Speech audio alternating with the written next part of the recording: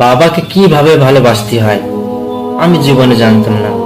মাকে কিভাবে ভালোবাসতে হয় আমি জীবনে জানতাম না। বোনকে কিভাবে ভালোবাসতে হয় আমি জীবনে জানতাম না।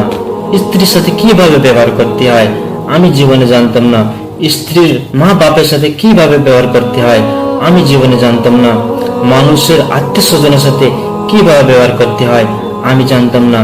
আল্লাহর পাখির সাথে, যে দুনিয়ার ভিতরে যে পাখিগুলো তৈরি করেছে, সেই পাখির সাথে কিভাবে ব্যবহার করতে হয় আমি জীবনে জানতাম না। আল্লাহর পানিকে কিভাবে ব্যবহার করতে হয় আমি সেটা জানতাম না। আল্লাহর যে রিজিক, যে খাবার আমাকে দিচ্ছে, তার সাথে কিভাবে ব্যবহার করতে হয় আমি জীবনে জানতাম না। আমার ছেলের সাথে আমাকে কিভাবে ব্যবহার করতে হয় আমি জীবনে জানতাম না। জীবনে কোনো মানুষ যদি আমার আল্লাহকে মানে না, তার সাথে কিভাবে ব্যবহার করতে হয় আমি সেটা জানতাম না। দুনিয়ার ভিতরে যতটা জিনিস আছে তাকে কিভাবে ভালোবাসতে হয়, তাকে কিভাবে ব্যবহার করতে হয় আমি জীবনে জানতাম না।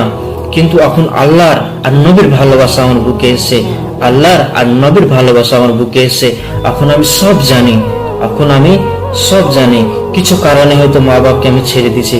মা বাবা হয়তো আমাকে টাকা দিতে পারেনি, স্ত্রী হয়তো আমার কথা শুনেনি, আমার আত্মীয় স্বজন হয়তো আমাকে সাহায্য করেনি, গ্রামের মানুষ হয়তো আমাকে ভালো কিছু শিক্ষা দিইনি, গ্রামের মানুষ হয়তো আমাকে সাহায্য করেনি, আমার স্ত্রীর মা বাপ হয়তো আমাকে সাহায্য করেনি, দুনিয়ার যে কোনো জিনিস আমাকে সাহায্য করেনি। এত সাহায্য না করার পর তার জন্য আমি তাদের সাথে দূরে সরে এলাম, ঘৃণা করে দূরে সরে এলাম।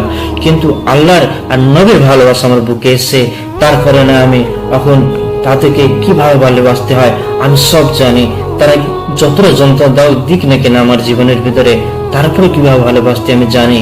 কিন্তু এখন আমার কাছে বাবা নেই, মা নেই, স্ত্রী নেই, আত্মীয় স্বজন নেই। যে জিনিসগুলো আমার একটাই ছেড়ে দিলাম হিংসা করে নেই, সেই জিনিসগুলো এখন আমার কাছে নেই।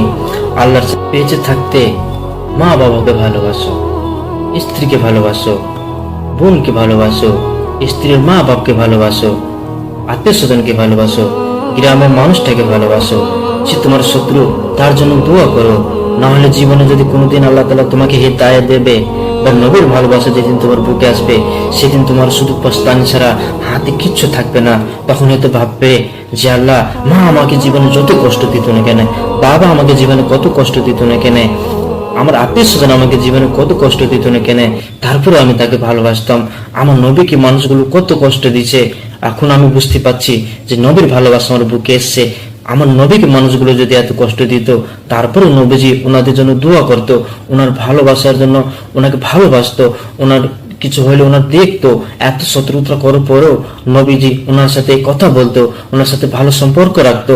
কিন্তু আমার কাছে এখন সেগুলো বুঝতে পারছি, আমি হয়তো কোনো হিংসা কারণে আমি তাদেরকে ছেড়ে দিয়েছি, কিন্তু তারা আমার পাশে নেই।